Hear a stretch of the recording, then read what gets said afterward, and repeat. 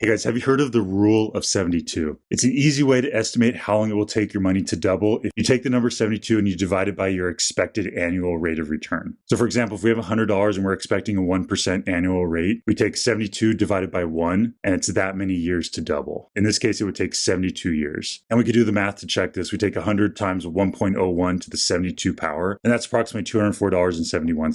So it's a pretty good estimate. You could also do $100 at 2% annual, which would be 72 divided by 2 years to double, or in other words, 36 years to double. So we can do the math here, and that gives us about $203.99. Or we can look at $100 at 6% rate. We do 72 divided by 6 to give us 12, and after we do the math there, it's $201.22. We can also do 12%, which tells us 6 years, and that gives us $197.38. And we do something like 36%, we do 72 divided by 36, we get about $184.96. So this estimate works best for lower percentages. This is already pretty far away. If we do something like 72%, that'd mean it would take 1 year to double, but in fact, we would only get $172 instead of the 200. So it does not work very well for these larger percents. Let's try the other direction. What if we do 0.5%? So $100 at 0.5% would be 72 divided by 0.5 years. So the rule of 72 tells us it would take 144 years to double. After we do the math, we get $205.07.